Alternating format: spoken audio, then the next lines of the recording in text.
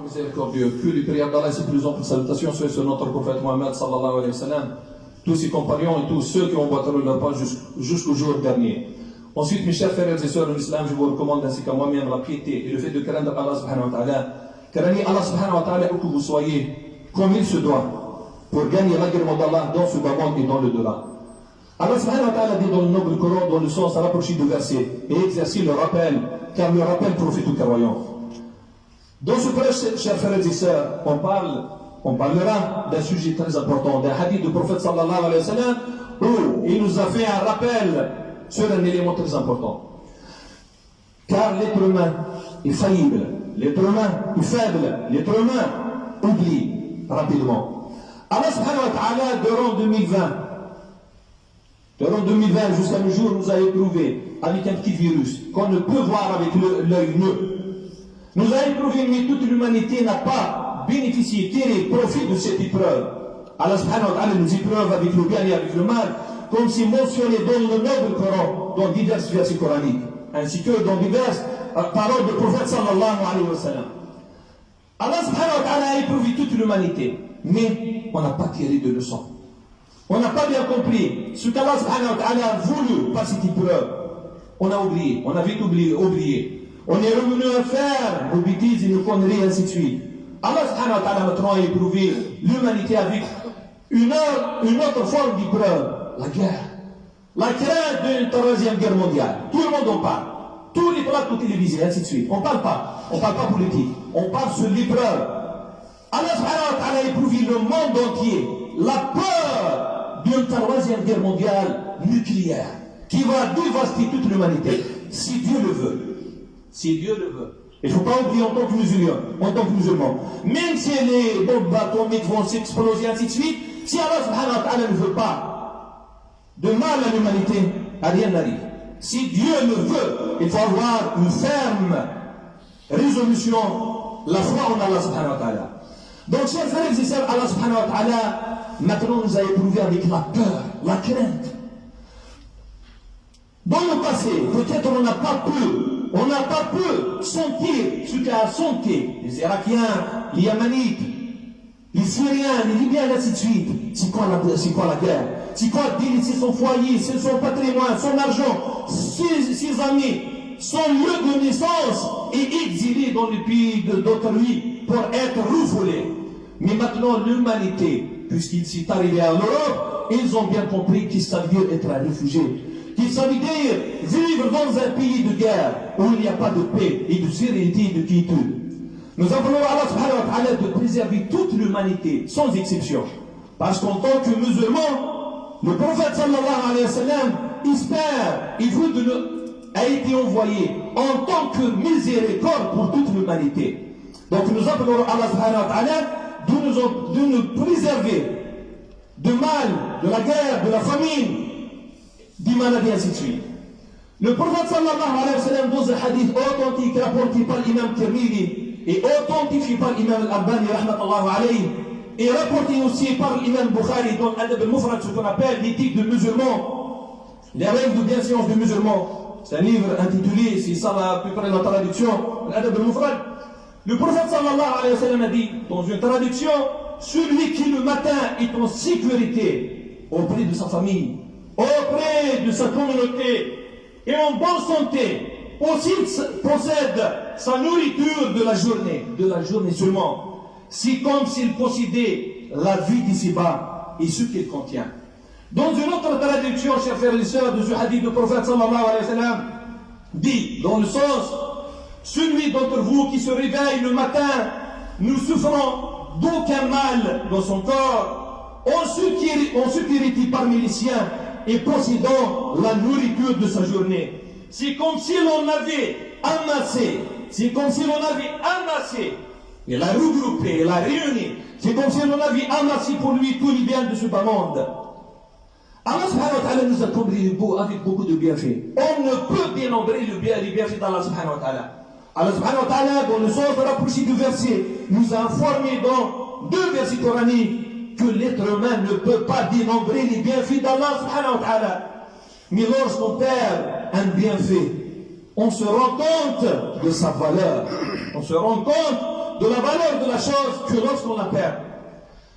Chers frères et sœurs, celui d'entre vous, le sens, un petit résumé de ce sens de ce hadith, celui d'entre vous qui se réveille le matin en sécurité, ou en sécurité dans sa maison, son foyer, ou parmi les siens, en bonne santé, aussi dans ce repas de midi et de jour, c'est comme si l'on avait amassé et réuni pour lui tous les bienfaits de ce bas monde. Le prophète sallallahu alayhi wa sallam a dit, dans la première partie de ce hadith, celui qui se réveille le matin. Il y a des gens qui ne se réveillent pas le matin. Allah yatawaffa al-anfus hina mawtiha wallati lam tamut fi manamiha. Il y a des gens qui dorment et ne se réveillent pas. Le lendemain, on le trouve une dépouille. On va faire le nécessaire pour l'enterrer. Man asbaha minkum, celui qui se réveille le matin, le fait de se réveiller le matin, il faut louer Allah subhanahu wa ta'ala. Il faut remercier Allah subhanahu wa ta'ala. Il y a des invocations apprises par le prophète sallallahu alayhi wa sallam, Adkar Sabah, des invocations de matin, des invocations de réveil, de sommeil. Si bien de les apprendre et de les répéter avec foi. Celui qui se réveille le matin indique que le croyant ne doit pas se soucier de l'avenir. Les savants musulmans, ils ont dit, il ne faut pas avoir grand espoir à vivre longtemps, ainsi de suite. Car la mort le guette de partout. La mort est présente, le prophète sallallahu alayhi wa sallam a dit, invoquer, multiplier l'invocation de destructeurs, de démolisseurs des îles. Ils ont dit c'est quoi? Elle a dit c'est la mort. C'est la mort qui nous sépare de ce bas monde, de nos familles, de nos amis, et qui détruit les foyers. Car son destin, le destin d'un serviteur, est entre les mains d'Allah subhanahu wa ta'ala, exalté soit-il. Et que c'est lui qui gère le destin. Le croyant donc doit penser de bien de son Seigneur et être optimiste, même dans les circonstances les plus difficiles. Lorsqu'il a dit le prophète sallallahu alayhi wa sallam, en sécurité dans sa demeure, c'est-à-dire avec sa famille, ses enfants et les siens, sa communauté où il vit, c'est-à-dire qu'il ne craint pas que quelqu'un le tue, lui vole sa maison ou viole son honneur, ainsi de suite. Les pays où il y a la guerre maintenant, ils ont perdu tout cela. Ils craignent sur leur vie, sur leur enfant, sur leur bien, ainsi de suite. Il y a plus de 2,5 millions de réfugiés d'un seul pays. C'est les statistiques qu'on annonce dans les télévisions la semaine passée. D'un seul pays. En 2 semaines seulement. Par crainte, les gens fuient la guerre, la destruction, la mort, ainsi de suite. Donc celui qui se réveille le matin en bonne santé, parmi les siens, parmi sa famille, qui loue, il faut louer Allah subhanahu wa ta'ala. Il faut remercier Allah subhanahu wa ta'ala pour ce bienfait. En sécurité dans sa demeure, ça veut dire avec sa famille. Chers frères et sœurs, mettez-vous cet élément essentiel dans vos têtes et réfléchissez bien. La sécurité est l'un des plus grands bienfaits d'Allah subhanahu wa ta'ala. Cela est puisé dans divers versets coraniques et paroles prophétiques. C'est dans le cas de l'insécurité, et il n'y a pas de travail, il n'y a pas de développement, il n'y a pas d'agriculture, il n'y a pas d'éducation, il n'y a rien. Les pays dévastés par la guerre, tout est démoli, tout est dévasté. Il n'y a pas d'école, il n'y a pas de marché, il n'y a rien du tout. Il y a la famine, la peur, l'odeur de la mort. Donc il faut louer Allah subhanahu wa ta'ala, chers frères et sœurs, pour ses bienfaits. Et implorer Allah de préserver ses bienfaits, là où on est. Allah exalté soit-il, nous a comblé de beaucoup de bienfaits. Parmi ces bienfaits, après la foi et l'islam, la sécurité, la sérénité, la quiétude. Les gens qui perdent ce bienfait se rendent compte de son importance. Vous pouvez par internet, par Facebook, par les réseaux sociaux, parler avec les gens qui vivaient ou qui vivent dans des pays où il y a la guerre. Comment ils vivaient? Crispés, effrayés, la peur, la famine, ainsi de suite. Les gens qui perdent ce bienfait se rendent compte de son importance. C'est le cas par exemple des gens qui vivent dans des pays en guerre, des guerres qui détruisent les cultures, le bétail, tous les humains, et qui dorment, ces gens-là qui dorment avec les bruits des avions et des tirs, la main sur leur cœur, attendant la mort à n'importe quel moment. C'est très difficile, chers frères et sœurs. Imaginez que vous réveillez le matin, on va vous informer par un SMS que vous allez mourir dans 5 minutes. Hein? C'est impossible. Tu ne vas pas prédire ce que tu vas faire. Imaginez, c'est une imagination, il faut imaginer. Quand t'informe que tu vas mourir dans 5 minutes, un malade désespéré, lorsque le conseil médical va l'informer qu'il va mourir dans un mois, seul Allah sait s'il va mourir ou pas, mais le rapport ou les rapports médicaux vont dire qu'il va mourir dans un mois, il va stresser, il va angoisser. Peut-être il va perdre raison, peut-être il va perdre sa tête, et ainsi de suite. C'est difficile, chers frères et sœurs. Donc, Allah subhanahu wa ta'ala dit dans le noble Coran, dans le sens rapproché du verset, dans le chapitre Quraysh, lorsqu'il les a rappelés de ses bienfaits, après il dit qu'ils adorent donc le Seigneur de cette maison, de la Kaaba, c'est Allah, qui les a nourris contre la faim et rassurés de la crainte. Qui les a nourris contre la faim et rassurés de la crainte. Le prophète sallallahu alayhi wa sallam a dit en bonne santé, on ne peut pas savoir la valeur de la santé que lorsqu'on tombe malade. Les jours passés, Allah subhanahu wa ta'ala m'a éprouvé avec une maladie. Donc c'est très difficile d'être empêché d'y aller à la mosquée, d'être empêché d'aller faire ses courses, et ainsi de suite, c'est très difficile. La maladie, c'est très difficile. Donc, chers frères et sœurs, préservez vos santé en l'utilisant dans l'adoration d'Allah subhanahu wa ta'ala. Signifie sans handicap ni maladie. Anas ibn Malik, qu'Allah soit satisfait de lui, a dit, a rapporté que le prophète sallallahu alayhi wa sallam a dit, oh Allah, le prophète sallallahu alayhi wa sallam fait des invocations pour qu'Allah le protège des maladies. Oh Allah, je cherche refuge auprès de toi contre le vitiligo, la folie, la lèpre et toutes les maladies répugnantes, rapportées par Imam Ahmed. Le prophète sallallahu alayhi wa sallam implorait son Seigneur, exalté soit-il, matin et soir, de le protéger dans sa religion, sa vie d'ici-bas, son corps, sa famille et son argent. Et il ordonna à ses compagnons d'implorer Allah, exalté soit-il, de leur accorder ses bienfaits. Mu'ad ibn Rafi' a rapporté d'après son père qu'Abu Bakr Siddiq, il fut calife, Abu Bakr Siddiq, qu'Allah soit satisfait de lui, monta sur le mimbar, sur la chair, le mimbar, puis se met à pleurer et dit, la première année, le messager d'Allah, et le raconte le premier prêche du prophète sallallahu alayhi wa sallam, de la première année de l'Hijr, après l'Hijra, la première année, le messager d'Allah monta sur le mimbar, puis il pleura. Le prophète sallallahu alayhi wa sallam pleura. Il dit, implorez Allah de vous accorder le salut et la santé. Le salut et la santé, c'est très important. Le salut, l'aman, la sécurité et la santé. Car nul ne se voit accorder après la foi de choses meilleures que la santé. Après la foi,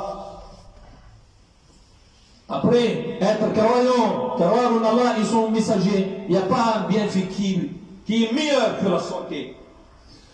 Le prophète sallallahu alayhi wa sallam a dit, il possède sa subsistance de la journée. Il possède la nourriture de sa journée. Il n'a pas dit la nourriture d'une semaine, d'un mois, d'une année, ainsi de suite. Parce que nous, on fait des calculs pour une année, 2 ans, ainsi de suite. Le prophète sallallahu alayhi wa sallam a dit, celui qui possède la nourriture de sa journée, il doit implorer Allah, il doit louer Allah subhanahu wa ta'ala. Signifie possède de quoi manger et vivre. La nourriture est en effet un grand bienfait parmi les bienfaits d'Allah subhanahu wa ta'ala. Allah subhanahu wa ta'ala dit dans le verset qu'on a cité tout à l'heure, dans le sens rapproché du verset, qu'ils adorent donc le Seigneur de cette maison, le Kaaba, qui les a nourris de la faim et rassurés de la crainte. Le prophète sallallahu alayhi wa sallam, chers frères et sœurs, implorait Allah, exalté soit-il, de le protéger contre la faim. On ne peut pas savoir que ça veut dire être en ne trouvant pas quoi manger. C'est l'approche du mois de Ramadan. Normalement, avec l'approche du mois de Ramadan, on va apprendre, on va goûter c'est quoi la faim et la famine. C'est quoi la famine? Être faim, avoir faim. avoir faim, un tajour. Avoir faim, c'est très difficile. Mais nous, on mange à satiété. Jusqu'à ce qu'on ne peut même pas respirer, même pas incliner ou prosterner. Le prophète sallallahu alayhi wa sallam implorait Allah, exalté soit-il, de le protéger contre la faim. Abu Huraira, radiallahu anhu, rapporté que le prophète sallallahu alayhi wa sallam disait: Oh Allah, je cherche refuge auprès de toi contre la faim, car c'est un piètre compagnon. Car c'est un piètre compagnon. Donc, chers frères et sœurs, en résumant, étant donné ce qui précède, il est évident que quiconque qui possède ces tarois bien faits, il doit remercier Allah subhanahu wa ta'ala et louer Allah subhanahu wa ta'ala jour et nuit pour ses bienfaits, être en bonne santé, être en sécurité parmi les siens et avoir la nourriture, la subsistance de sa journée. Si on ne remercie pas Allah subhanahu wa ta'ala, Allah va nous châtier, va nous punir. Allah subhanahu wa ta'ala, comme j'ai dit au début de prêche, nous a éprouvé avec le coronavirus, maintenant il nous a éprouvé avec la peur. Qu'Allah nous en préserve, qu'Allah préserve toute l'humanité.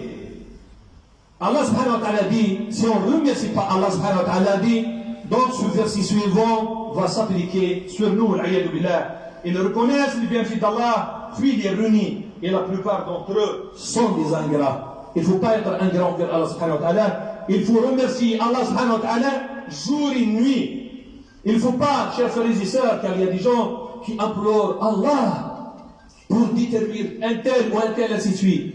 Lorsque le feu commence dans une forêt, personne n'est à l'abri.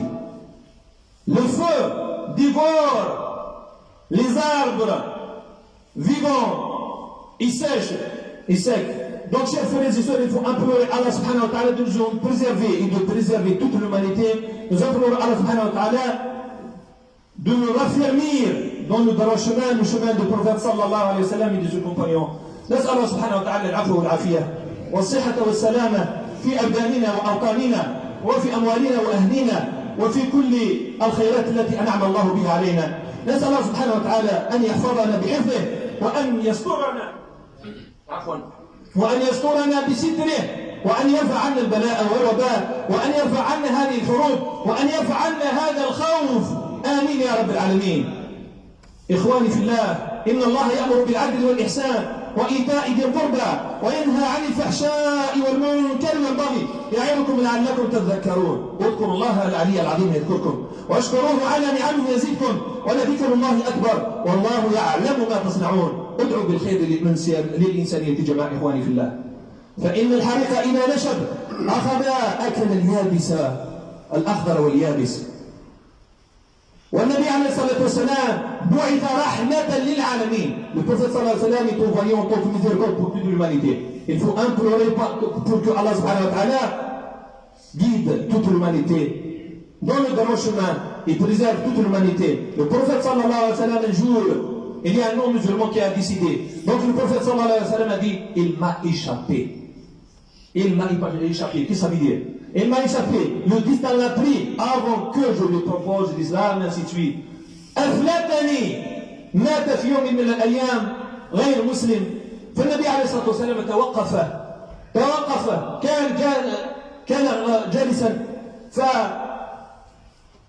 فنال واقفا فقال أفلتني فتغرب فتعجب الصحابة. ما معنى أفلتني؟ أي أفلتني والعياذ بالله. فنسأل الله سبحانه وتعالى العفو والعافية.